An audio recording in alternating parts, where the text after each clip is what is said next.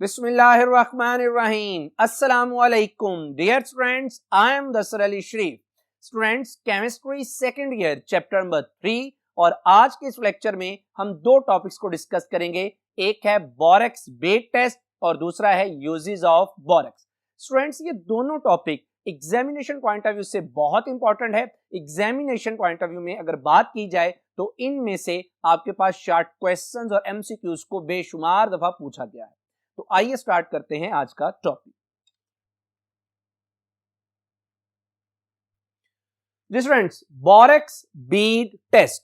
Students याद रखिएगा कि borax bead test is also called bead test. आप इसको बीड टेस्ट भी कह सकते हैं. स्टूडेंट, इसी का ही एक और नाम है, दैट इज ब्लिस्टर्स टेस्ट. यानी ब्लिस्टर्स, यानी आप बोरेक्स बीड टेस्ट कह लें, आप बीड टेस्ट कह लें या आप ब्लिस्टर्स टेस्ट कह लें, दोनों में कोई फर्क नहीं. Student, borax bead test was introduced by Jacob बेrzelius इन 1812. 1812 में जैकब बेrzelius ने बोरेक्स बीड टेस्ट को क्या करवाया था, इंट्रोड्यूस.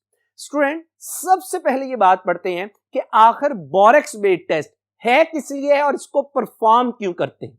स्टूडेंट, ये जो है ऑब्जेक्टिव अगर इसकी बात की जाए तो this test is used as confirmatory test. ये कंफर्मेटरी टेस्ट के तौर पे यूज होता है. किसके लिए? For the coloured ions of the salts. और वो साल्ट्स कौन कौन से हैं? Copper, iron, manganese, cobalt, chromium and nickel. Student, मैं अगर आपको इसके ऑब्जेक्टिव को समझाने से पहले आपसे बात करूं थोड़े से प्रैक्टिकल वर्क की, तो स्टूडेंट सेकंड ईयर के आपके प्रैक्टिकल्स में एक टॉपिक है साल्ट एनालिसिस. साल्ट एनालिसिस में स्टूडेंट्स क्या होता है कि आपको अननाउन साल्ट दे दिया जाता है और कहा जाता है कि इस साल्ट को आइडेंटिफाई करें, यानी इस साल्ट में कौन कौन से कंपोनेंट्स मौजूद हैं. स्टूडेंट, मैं आपको सबसे पहले ये बात बताना चाहता हूं कि साल्ट क्या है. याद रखिएगा, साल्ट को हम डिफाइन करते हैं the product formed in the neutralisation reaction other than water. Neutralisation reaction में पानी के अलावा जो प्रोडक्ट बनती है दैट इज कॉल्ड साल्ट. जैसा कि स्टूडेंट आप देख सकते हैं कि जब हाइड्रोक्लोरिक एसिड और सोडियम हाइड्रोक्साइड ये दोनों आपस में मिलते हैं तो न्यूट्रलाइजेशन रिएक्शन कहलाता है. जब ये दोनों आपस में मिलते हैं तो इसके नतीजे में एक प्रोडक्ट तो वाटर बनती है, दूसरी जो प्रोडक्ट बनती है NaCl, that is called salt. Students, अब अगर आप साल्ट की बात करें ना तो इस साल्ट के दो कंपोनेंट्स हैं. एक वो कंपोनेंट है जो एसिड प्रोवाइड करता है और NaCl के केस में Cl नेगेटिव वो कंपोनेंट है जो एसिड प्रोवाइड कर रहा है. तो हम कहते हैं कि जो Cl नेगेटिव है दैट इज एसिडिक रेडिकल, यानी इट कम्स फ्रॉम एसिड. इसी तरह साल्ट का वो हिस्सा जो बेस से आया है यानी Na+, that is called basic radical. तो यूं स्टूडेंट, जब आप कहते हैं कि हमने साल्ट एनालिसिस करना है तो इसका मतलब यह है कि आपने साल्ट में मौजूद एसिडिक रेडिकल और बेसिक रेडिकल को क्या करना है, आइडेंटिफाई करना है.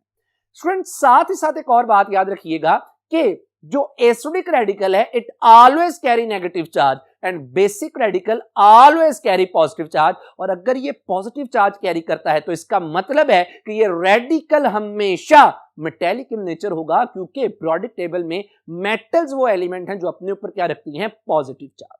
तो अब स्टूडेंट, जब आपने बेसिक रेडिकल्स को आइडेंटिफाई करना हो तो उनके लिए हम एक कंफर्मेटरी टेस्ट करते हैं which is called borax bead test. और मैं रिपीट कर दूं कि इस बोरेक्स बीड टेस्ट में कौन कौन से हैं रेडिकल्स, जैसा कि मैंने पहले रिपीट किया, यानी इनमें वो साल्ट्स के रेडिकल्स होंगे जिनमें क्या मौजूद होगा, copper, iron, manganese, cobalt, chromium और स्टूडेंट्स निकल. अच्छा स्टूडेंट, एक और बात आपको इंटरेस्टिंग बताऊं.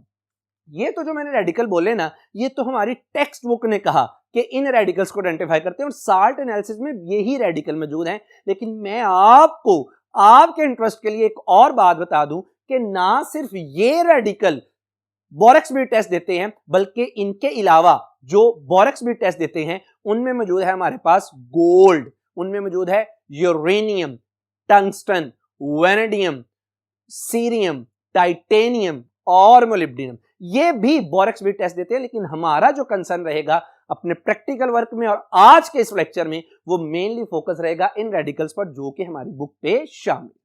स्टूडेंट्स, अब करना कैसे है, साल्ट एनालिसिस को परफॉर्म कैसे करना है। स्टूडेंट्स, पहले आपको मैं थोड़ी सी इसकी थ्योरेटिकल एक्सप्लेनेशन दूंगा और बाद में आपको इसकी इंशाल्लाह डिमॉन्स्ट्रेशन भी दूंगा, यानी मैं बात करूंगा प्रोसीजर की कि आखिर ये परफॉर्म कैसे करते हैं। तो स्टूडेंट याद रखिएगा, पर इसको परफॉर्म कैसे करना है।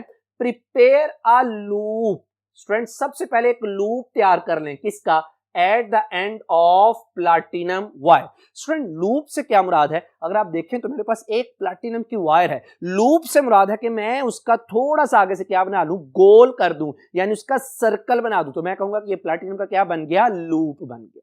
स्टूडेंट्स, यहां पे एक और आपके जहन में क्वेश्चन आना चाहिए कि सर आपने जब आपने कहा प्लैटिनम वायर का लूप बनाना है, तो सर आखिर प्लैटिनम वायर का ही क्यों लूप बनाना है, प्लैटिनम वायर का ही आखिर लूप क्यों बनाना है। स्टूडेंट, प्लैटिनम वायर का इस वजह से लूप बनाना है कि हम पढ़ेंगे इस टेस्ट में कि हमने इस प्लैटिनम वायर को क्या करना होता है, हीट करना होता है। स्टूडेंट, जब हम हीट करते हैं तो उस हीट करने से एक कलर प्रोड्यूस होता है, उस कलर की बुनियाद पर हमने अपने इन रेडिकल्स को क्या करते हैं, आइडेंटिफाई। प्लैटिनम को इस वजह से लेते हैं क्योंकि ये अपना कोई पर्टिकुलर कलर शो नहीं करती। स्टूडेंट, अंडरस्टूड सी बात है ना कि अगर मैंने कलर के लिहाज से रेडिकल्स को आइडेंटिफाई करना है तो फिर रेडिकल अपना कलर देगा, और अगर मैंने जो वायर ली है वो भी अपना कलर देगी, तो दोनों को आइडेंटिफाई करने में क्या हो जाएगा, मसला। तो प्लैटिनम को इस वजह से लिया क्योंकि ये अपना पर्टिकुलर कलर शो नहीं करती। स्टूडेंट्स, आप प्लैटिनम वायर की जगह निक्रोम वायर भी यूज कर सकते हैं। स्टूडेंट, ये जो निक्रोम वायर है that is form by the combination of, लफ्ज ही बता रहे हैं, निक्रोम निकल और क्रोमियम, और समटाइम इसमें क्या ऐड कर देते हैं, आयरन। स्टूडेंट, इसको भी यूज करने की यही वजह है कि ये अपना कोई पर्टिकुलर कलर शो नहीं करती। बहरहाल आपने करना क्या है कि सबसे पहले एक प्लैटिनम की वायर लेनी है, उसका क्या बना लेना है, एक लूप बना लेना। अब आपने क्या करना है, हीट द वायर, वो जिसका आपने लूप बनाया, heat the wire and take a little powder borax on the hot loop। यानी सबसे पहले आपने प्लैटिनम का एक वायर बनाया, उसको फ्लेम में रख के क्या किया, हीट करने के बाद आपने उसको फ्लेम से हटा के उसके ऊपर क्या ऐड करना है, क्या डालना है, बोरेक्स पाउडर। स्टूडेंट, होगा क्या, जब आप बोरेक्स पाउडर को डालेंगे उसके ऊपर, तो फिर आप क्या करेंगे, हीट अगेन, दोबारा से आप उसको हीट करेंगे, तो क्या होगा, borax first swells up, borax क्या हो जाएगा, फूल जाएगा। ये बात हमने पहले भी पढ़ी थी, यानी अगर ये बोरेक्स है तो जब आप इसको हीट करेंगे तो हीट करने का मतलब है कि यहां से ये जो वाटर ऑफ क्रिस्टलाइजेशन है स्टूडेंट्स, ये क्या हो जाएगा, रिमूव हो जाएगा, और जो बोरेक्स है हम कहेंगे ये क्या हो गया, फूल गया। स्टूडेंट, ये जो बोरेक्स हमारे पास बनता है Na2B4O7, that is also called borax glass, या आप इसको क्या कह सकते हैं, एनहाइड्रियस बोरेक्स। तो आप जब उसको हीट करेंगे तो हमारे पास क्या बन जाएगा, ये बोरेक्स ग्लास या एनहाइड्रियस बोरेक्स। स्टूडेंट, जब आप इसको मजीद हीट करते जाएंगे, यानी स्वेल्स होने के बाद भी जब आप इसको हीट करेंगे, तो फिर क्या होगा, ये जो आपके पास बोरेक्स ग्लास बना है, ये क्या होगा, melts into a colourless glass like Beed से मुराद मोती, ये कलरलेस ग्लास लाइक बीड बन जाएगा ऑन द लूप। यानी सबसे पहले जब आप उसको हीट करेंगे तो स्वेल्स अप होगा, स्वेल्स अप होने के बाद वो कलरलेस ग्लासी मैस में क्या हो जाएगा, कन्वर्ट। और वो ग्लासी मैस क्या है स्टूडेंट, यानी जब आप इसको हीट कर रहे हैं तो ये कन्वर्ट होगा किसमें स्टूडेंट, सोडियम मेटाबोरेट में along with boric anhydride. Student, इन दोनों का जो कॉम्बिनेशन है दैट इज कॉल्ड ट्रांसपेरेंट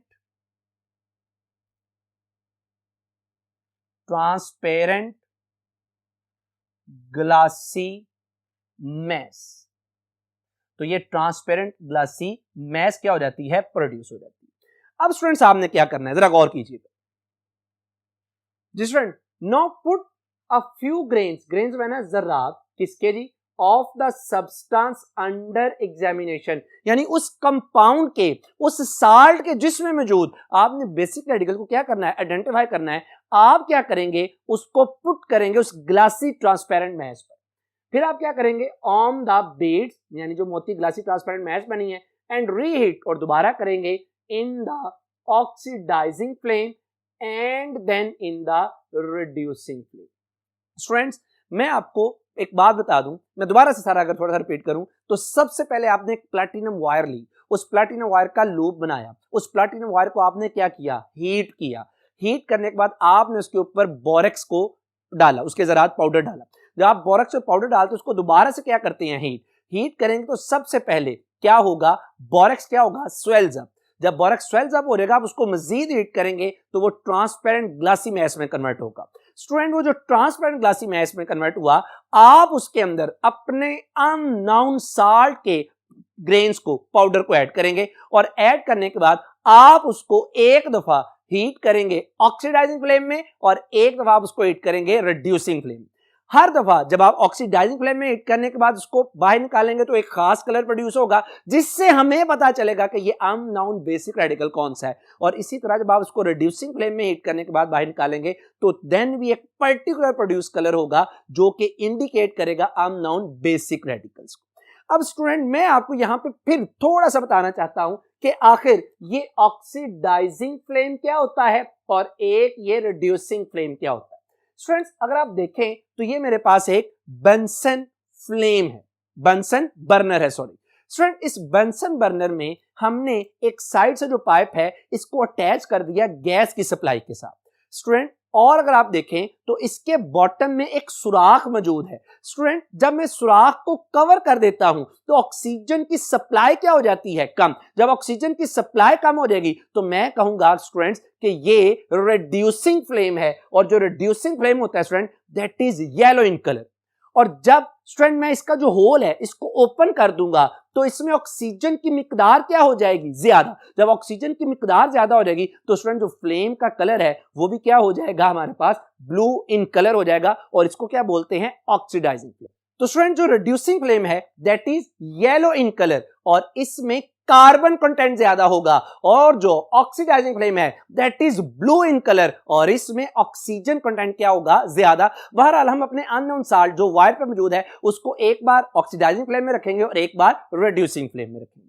अब स्टूडेंट्स ऐसा क्या मामला हो गया कि आपने उसको ऑक्सीडाइजिंग फ्लेम में रखा या रिड्यूसिंग फ्लेम में रखा तो एक पर्टिकुलर कलर प्रोड्यूस हो गया। यानी अब मैं बोरेक्स बीड टेस्ट की एक्चुअल केमिस्ट्री को डिस्कस करने जा रहा हूं कि आखिर क्या मामला हुए साल्ट के साथ कि वहां से हमें कलर्ड बीड एक पर्टिकुलर कलर क्या हो गया, प्रोड्यूस हो गया। यानी बात करने लगा हूं chemistry of borax bead test. तो स्टूडेंट होता क्या है कि बोरेक्स व्हेन फ्यूज मैंने पिघला देना is decomposed into sodium metaborate and boric anhydride. इसमें मैं एक स्टेप आपके लिए नहीं बता रहा, पहले हमने पढ़ा कि जिसमें वाटर निकलता है और वो स्वेल्स अप हो जाता है। बहरहाल जब आप बोरेक्स को हीट करते हैं तो हीट करने से स्टूडेंट यहां से हमारे पास बनता है सोडियम मेटाबोरेट NaBO2 और स्टूडेंट साथ में बनता है B2O3। अब क्या होता है स्टूडेंट, तो ये जो हमारे पास ट्रांसपेरेंट ग्लासी मैश बना है, इस ट्रांसपेरेंट ग्लासी मैश में ये जो बोरिक एनहाइड्राइड है दिस इज बोरिक एनहाइड्राइड। अब आगे काम इसका स्टार्ट हो जाता है। ये बोरिक एनहाइड्राइड क्या करता है, जरा गौर कीजिएगा। हमने इस ट्रांसपेरेंट मैश जिसके अंदर बोरिक एनहाइड्राइड मौजूद है उसके अंदर हम अपना क्या डालते हैं, अननोन साल्ट। सपोज हमारे पास वो जो अननोन साल्ट है दैट इज कॉपर सल्फेट, कोई भी हो सकता है। मैंने कहा फर्ज कर लें कि एग्जांपल के तौर पे हमारे पास वो अननोन साल्ट क्या है, कॉपर सल्फेट। तो स्टूडेंट जब आप उसको हीट करते हैं तो ये जो कॉपर सल्फेट है ये सबसे पहले कन्वर्ट होता है अपने ऑक्साइड यानी क्यूप्रिक ऑक्साइड में और साथ में हमारे पास जो चीज बनती है दैट इज SO3। अब ये जो मेटल ऑक्साइड बनता है यानी क्यूप्रिक ऑक्साइड, अब इसके बारे में बात करने लगा हूं। The metallic oxide form from the substance यानी अननोन साल्ट से under examination combines with B2O3 यानी boric anhydride giving the colored metallic borates with cupric oxide. The beads are colored blue in the oxidizing flame because the cupric borates are blue in color। यानी सबसे पहले जब आप salt डालते हैं तो जो अननोन साल्ट है वो कन्वर्ट होता है किस में, अपने ऑक्साइड में। जब आप उसको क्या करते हैं, ऑक्सीडाइजिंग फ्लेम में रखते हैं, यानी ये जो क्यूप्रिक ऑक्साइड बना जब आप इसको ऑक्सीडाइजिंग फ्लेम में रखते हैं तो स्टूडेंट इस क्यूप्रिक ऑक्साइड के साथ बोरिक एनहाइड्राइड कंबाइन होता है यानी B2O3 और यहां से क्या चीज बन जाती है, मेटल बोरेट। BO2 twice. और स्टूडेंट इसका जो ऑक्सीडाइजिंग फ्लेम में कलर आता है दैट इज ब्लू। ये तो मैंने बात की थी ऑक्सीडाइजिंग फ्लेम। अब रिड्यूसिंग फ्लेम में क्या मामला होता है स्टूडेंट? होता क्या है कि जब आप रिड्यूसिंग फ्लेम में अपनी जो प्लैटिनम वायर है इसको रिड्यूसिंग फ्लेम में लेके जाते हैं तो यहां से जो क्यूबिक बोरेट बना है स्टूडेंट, ये कार्बन की मौजूदगी में, चूंकि रिड्यूसिंग फ्लेम में कार्बन कंटेंट क्या है ज्यादा, ये कार्बन की मौजूदगी में रिएक्शन करता है और यहां से जो प्रोडक्ट बनती है student that is called CuBO2 और साथ में क्या चीज बन जाती है? Boric anhydride B2O3। स्टूडेंट ये जो CuBO2 बना है ये मजीद कार्बन के साथ रिएक्शन करता है और यहां से क्या चीज प्रोड्यूस हो जाती है? Metallic copper along with B2O3 और स्टूडेंट साथ में क्या चीज बन जाती है? Carbon monoxide. स्टूडेंट ये जो चीज बनी है हमारे पास Cu कॉपर, ये अपना पर्टिकुलर कलर शो करती है and that is red in colour. तो स्टूडेंट बात ये तय हुई कि बोरेक्स बीट टेस्ट में अगर आप कॉपर को आइडेंटिफाई करना चाहते हैं तो ऑक्सीडाइजिंग फ्लेम में ये ब्लू कलर शो करती है, जबकि रिड्यूसिंग फ्लेम में ये कलर शो करती है कौन सा? रेड कलर शो करती है, क्योंकि दोनों की ऑक्सीडाइजिंग और रिड्यूसिंग फ्लेम में कार्बन कंटेंट और ऑक्सीजन कंटेंट की वजह से थोड़ी सी केमिस्ट्री क्या हो जाती है? डिफरेंट। पर मैंने आपके इंटरेस्ट के लिए ये दोनों केमिस्ट्रीज आपके सामने क्या कर दी? एक्सप्लेन कर दी। स्टूडेंट अब मैं ये सारी जो बात है ये आपको एक डेमोन्स्ट्रेशन के जरिए से समझाना चाह रहा हूं। जरा गौर कीजिएगा कि सबसे पहले हमने क्या ली? Platinum wire. इस प्लैटिनम वायर का हमने आगे से क्या बना लिया? लूप। लूप बनाने के बाद स्टूडेंट्स हमने इसको क्या किया? हीट। इतना हीट किया कि ये रेड डॉट यानी बहुत ज्यादा गर्म होगी। गर्म होने के बाद हम क्या करते हैं? इसके ऊपर बोरेक्स पाउडर डालते हैं। बोरेक्स पाउडर डालने के बाद हम इसको हीट करेंगे तो पहले स्टेप में बोरेक्स पाउडर स्वेल्स अप, फूल जाएगा और अगले स्टेप में ये कन्वर्ट होगा ट्रांसपेरेंट ग्लासी मैस। स्टूडेंट ये जो ट्रांसपेरेंट ग्लासी मैस बना है, जब आप इसके ऊपर अपना अननोन साल्ट डालते हैं जिसमें आपने बेसिक रेडिकल्स को आइडेंटिफाई करना है, तो उस साल्ट को डालने के बाद एक दफा आप उसको ऑक्सीडाइजिंग फ्लेम में, अगर मैं कॉपर की बात करूं तो ऑक्सीडाइजिंग फ्लेम में रखने के बाद यहां से इसका ब्लू कलर प्रोड्यूस होता है। और अगर इसी को आप रिड्यूसिंग फ्लेम में रखते हैं तो स्टूडेंट यहां पे हमारे पास जो कलर प्रोड्यूस होता है that is red in colour. तो इस तरह से हम कॉपर को क्या कर लेते हैं? आइडेंटिफाई। स्टूडेंट्स मैं आपको एक और बात बताता चलूं कि मैंने आपके इंटरेस्ट के लिए यहां पे एक टेबल बनाया। इस टेबल में एक तरफ मैंने अननोन रेडिकल, बेसिक रेडिकल लिख दिया, दूसरी तरफ उस रेडिकल का मैंने ऑक्सीडाइजिंग फ्लेम में कलर लिख दिया, तीसरे नंबर पे मैंने रिड्यूसिंग फ्लेम में उसका कलर लिख दिया और साथ में आपको इनके कलर की थोड़ी सी विजुलाइज करवाने की, इमेजिन करवाने की भी कोशिश की। तो स्टूडेंट अगर आप कॉपर की बात करते हैं तो आपने अभी पढ़ा कि कॉपर के केस में ऑक्सीडाइजिंग जो फ्लेम आता है, ऑक्सीडाइजिंग फ्लेम में जो इसका कलर आता है दैट इज ब्लूइश ग्रीन और रिड्यूसिंग फ्लेम में इसका कलर आता है रेड। इसी तरह स्टूडेंट अगर आप क्रोमियम की बात करते हैं तो क्रोमियम का ऑक्सीडाइजिंग फ्लेम में कलर आता है ग्रीन और रिड्यूसिंग में भी इसका कलर क्या होता है? ग्रीन। और इसी तरह अगर आप कोबाल्ट की बात करें तो कोबाल्ट का ऑक्सीडाइजिंग फ्लेम में ब्लू कलर होता है और रिड्यूसिंग फ्लेम में भी ब्लू कलर होता है। इसी तरह निकल की बात की जाए तो ऑक्सीडाइजिंग फ्लेम में इसका कलर होता है रेडिश ब्राउन और रिड्यूसिंग में होता है ब्लैक। स्टूडेंट मैंगानीज की बात की जाए तो ऑक्सीडाइजिंग फ्लेम में इसका वायलेट और रिड्यूसिंग फ्लेम में इसका कलरलेस, कोई कलर नहीं होता। और एंड पे अगर आप आयरन की बात करते हैं तो आयरन का ऑक्सीडाइजिंग फ्लेम में येलो, जबकि रिड्यूसिंग फ्लेम में इसका कलर क्या होता है? ग्रीन होता है। स्टूडेंट्स यहां पे आपकी एक्सरसाइज का क्वेश्चन भी है, क्वेश्चन नंबर 5, और वो क्वेश्चन क्या है? Give equation two represent the following reaction. और उसमें जो ए पार्ट है वो किस किस के दरमियान है? Reaction between borax and cobalt oxide COO। तो स्टूडेंट आप सिंपली क्या करेंगे? जहां जैसे मैंने ये कॉपर के लिए आपको रिएक्शन करवाया बिल्कुल सेम उसी तरह आप किसके लिए रिएक्शन कर सकते हैं? कोबाल्ट के लिए। और याद रखिएगा कि कोबाल्ट के केस में जो ऑक्सीडाइजिंग फ्लेम में कलर आता है दैट इज ब्लू और जो रिड्यूसिंग में आता है that is also blue in colour. यानी सेम जो केमिस्ट्री बोरेक्स सबसे पहले स्वेल्स अप हुआ, ट्रांसपेरेंट मैस में कन्वर्ट हुआ, अननोन साल्ट डाला कोबाल्ट का, आपने वो साल्ट अपने ऑक्साइड में गया, फिर ऑक्सीडाइजिंग और रिड्यूसिंग फ्लेम में आके उसके क्या हो जाते हैं? कलर प्रोड्यूस हो जाते हैं। और सेम इसकी केमिकल इक्वेशन भी वही है जो आपने अभी कॉपर के लिए स्टडी। तो स्टूडेंट्स ये तो मैंने आपके साथ अब डिटेल से डिस्कस किया बोरेक्स बीट टेस्ट। अब मैं बात करने जा रहा हूं यूजेस ऑफ बोरेक्स को। आइए बात करते हैं यूजेस ऑफ बोरेक्स। जी students uses of borax. Student सबसे पहला जो इसमें यूज है, it is use to prepare borate glass which is heat resistant. और स्टूडेंट हीट रेजिस्टेंट होने की वजह से ये घरों में कुकिंग के लिए इस्तेमाल होता है, यानी कुकवेयर, जो कुकिंग के बर्तन हैं उनमें भी आप इस्तेमाल करते हैं किसको, इस बोरेट ग्लासेस को। स्टूडेंट इसी तरह ये इस्तेमाल हो सकता है लैब वेयर से, यानी लैब में जो शीशे के इंस्ट्रूमेंट्स हैं वो भी इसी से क्या होते हैं, प्रोड्यूस होते हैं।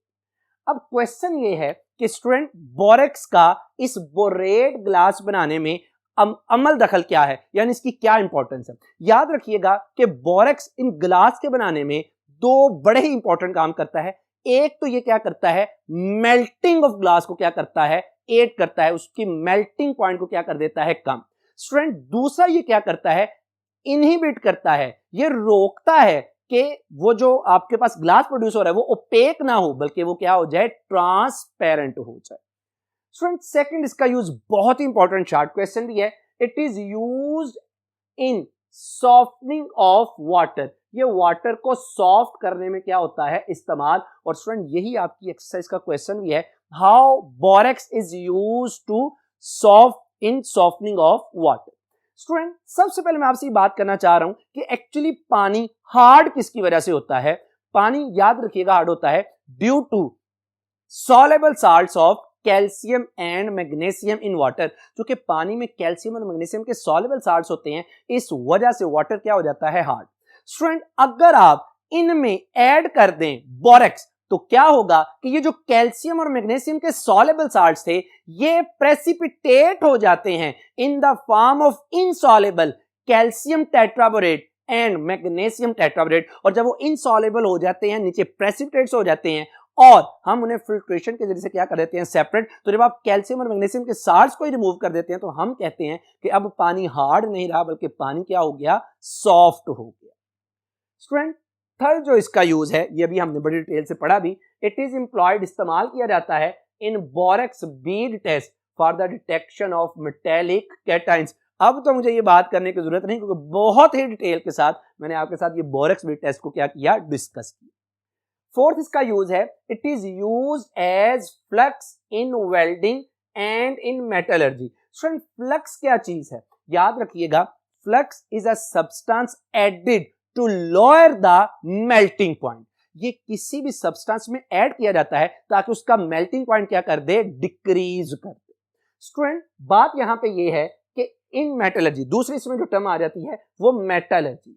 अब मेटलर्जी क्या चीज है स्टूडेंट, याद रखिएगा, metallurgy is the branch of science which deals with extraction and refining of metals from their ores. यानी ये वो साइंस की ब्रांच, ये वो ब्रांच ऑफ साइंस है जो कि मेटल्स को उसकी ओर से एक्सट्रैक्ट करती है और रिफाइन करती है। अब स्टूडेंट आपके ध्यान में क्वेश्चन ये आएगा, ये फ्लक्स का और मेटलर्जी का आपस में क्या ताल्लुक है और इनमें बोरेक्स कैसे इस्तेमाल होती है। तो स्टूडेंट याद रखिएगा, it is due to the property of borax to dissolve metal oxide to form borate which is of low melting point। Student basically हम होता क्या है कि हम मेटल्स को उनकी ओर से जब एक्सट्रैक्ट करते हैं बाय द इलेक्ट्रोलिसिस। अब इलेक्ट्रोलिसिस करने के लिए आपको पता है कि जो इलेक्ट्रोलाइट है या तो वो सॉल्यूशन फॉर्म में हो या मोल्टन स्टेट में हो। तो जो मेटल्स हैं यूजुअली ये जो अपने कंपाउंड्स की शक्ल में पाए जाते हैं, they have high melting point. हम इसके अंदर क्या करते हैं, बोरेक्स को एज ए फ्लक्स डाल देते हैं, जिसकी वजह से इनका मेल्टिंग पॉइंट क्या हो जाता है, कम, और हम इनकी इलेक्ट्रोलिसिस इजीली करके इन्हें क्या कर लेते हैं, एक्सट्रैक्ट कर लेते हैं। स्टूडेंट नेक्स्ट क्या है इसमें, it is used in metallurgical operation. Student अभी मैंने बात की मेटलर्जी की, यानी ऐसे operations which are related with the metallurgy of metal, यानी मेटल को एक्सट्रैक्ट करने की टेक्निक्स में जो मेथड यूज होते हैं, that is called metallurgical operations. Friend छठा है, इट इज एम्प्लॉयड, इस्तेमाल किया जाता है इन मेकिंग वॉशिंग पाउडर। ये वॉशिंग पाउडर बनाने में भी क्या किया जाता है, इस्तेमाल। और स्टूडेंट इसका बड़ा ही इंटरेस्टिंग यूज है वॉशिंग पाउडर में। वॉशिंग पाउडर में इसका यूज किस तरह से, पहली बात ये क्या करता है, ये जो सफेद कपड़े हैं उनकी व्हाइटनेस को इंप्रूव करता है। ये यूजुअली बड़ी जनरल सी बात है कि जो व्हाइट कपड़े हैं ना, with the passage of time वो उनमें येलोइश कलर आना शुरू हो जाता है। लेकिन स्टूडेंट अगर आप जो डिटर्जेंट वगैरह यूज करते हैं, अगर आप उनमें बोरेक्स को ऐड कर दें तो इसकी व्हाइटनेस को क्या कर देता है, इंप्रूव कर देता है। कैसे स्टूडेंट, जैसे ही आप पानी के अंदर जाहिर बात है डिटर्जेंट डालेंगे, पानी ऐड करेंगे, जैसे ही आप उसके अंदर बोरेक्स डालेंगे ना तो बोरेक्स क्या करेगा, पानी को कन्वर्ट कर देगा हाइड्रोजन पेरोक्साइड में। और याद रखिएगा कि ये जो हाइड्रोजन पेरोक्साइड है that is a very good bleaching agent, और ये क्या करता है, जो व्हाइटनेस है कपड़ों की उसको क्या कर देता है, इंक्रीज कर देता है। स्टूडेंट दूसरा इसका फायदा यह कि हमने अभी पढ़ा कि ये हार्डनेस ऑफ वाटर को कम करता है, सॉफ्ट पानी को सॉफ्ट कर देता है, जिसकी वजह से डिटर्जेंट की या सोप की झाग ज्यादा बनती है, जिसकी वजह से उसका क्लींजिंग एक्शन क्या कर जाता है, इंक्रीज कर जाता है। स्टूडेंट तीसरी इसकी बात यह है कि ये क्या करता है, डिसइंफेक्ट करता है क्लॉथ को, क्योंकि जो क्लॉथ पे लगी फंजाई वगैरह है वो मॉइस्चर की मौजूदगी में ज्यादा क्या कर जाती हैं, ग्रो कर जाती हैं। तो जब आप बोरेक्स को ऐड कर देते हैं तो ये उन फंजाई को डिसइंफेक्शन के तौर पे काम करता है, उनको रिमूव कर देता है और उनकी ग्रोथ होने नहीं देता। It is used in leather industry, किसके लिए student, for tanning. Students tanning से क्या मुराद है, टैनिंग से मुराद है, याद रखिएगा कि treating of hides to produce leather, यानी हाइड्स को, खालों को ट्रीट करना ताकि हमारे पास क्या बन जाए, लेदर बन जाए। और फ्रेंड दूसरे नंबर पे it is used in dyeing, dyeing से मुराद है कलर देने के लिए भी क्या किया जाता है, बोरेक्स को इस्तेमाल किया जाता है। दिस फ्रेंड्स लास्ट जो यूज है, borax is used in cosmetics. Student cosmetics में कैसे यूज होता है, it is used in making creams, lotion, shampoo, gels. इसी तरह student it is used in soap, soap में किसके तौर पे यूज होता है, एज ए क्लींजिंग एजेंट।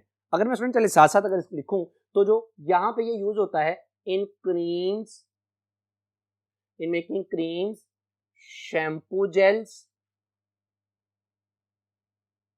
और स्टूडेंट्स लोशन, इसी तरह और दूसरी चीजों के बनाने में इस्तेमाल होता है। सोप की अगर बात की जाए तो it is used as cleansing agent, ये क्लींजिंग एजेंट के तौर पे क्या किया जाता है, यूज किया जाता है। इन टेक्सटाइल इंडस्ट्री, स्टूडेंट अभी आपने पढ़ा टेक्सटाइल इंडस्ट्री में ये यूज होता है कैसे, एज ब्लीचिंग एजेंट। स्टूडेंट याद रखिएगा डायरेक्ट नहीं ब्लीचिंग एजेंट के तौर पे यूज होता, बेसिकली ये क्या करता है, ब्लीचिंग एजेंट को प्रोड्यूस करवाता है। लाइक अगर आप वाटर लेते हैं तो वहां से भी ये ब्लीचिंग पाउडर को प्रोड्यूस करवाता है, कैसे, जब ये क्या करता है, वाटर को रिड्यूस कर देता है, किसमें, हाइड्रोजन पेरोक्साइड। इसी बात को मैं अभी डिटेल से बड़ी डिस्कस करके भी आया हूं। पेंट्स, पेंट्स में स्टूडेंट कैसे यूज होता है, जब आप क्या करते हैं, बोरेक्स को मिक्स कर देते हैं, किसके साथ, कैसीन के साथ, मिक्स विद, कैसीन स्टूडेंट एक प्रोटीन है, टू फॉर्म पेंट्स, यानी कैसीन के साथ इसको मिक्स करके आप स्टूडेंट्स क्या बनाते हैं, पेंट्स बनाते हैं। इसी तरह स्टूडेंट इन मेडिसिन, जो बोरेक्स है इसको मेडिसिन के तौर पे भी यूज किया जाता है। अब किसके लिए, मेडिसिन के तौर पर, फॉर एग्जांपल ऐसी मेडिसिन बनाने के लिए जो क्या करती हैं, relief from painful red eyes या थ्रॉट स्वेलिंग, यानी जो गला जो है ये स्वेल कर जाता है, इसके ट्रीटमेंट के लिए भी आप इसको क्या करते हैं, यूज करते हैं, throat swelling. Student in match industry, माचिस की इंडस्ट्री में भी इसका क्या होता है इस्तेमाल, और माचिस की इंडस्ट्री में स्टूडेंट इसका इस्तेमाल किस तरह से होता है कि ये क्या करता है, for impregnating match stick to prevent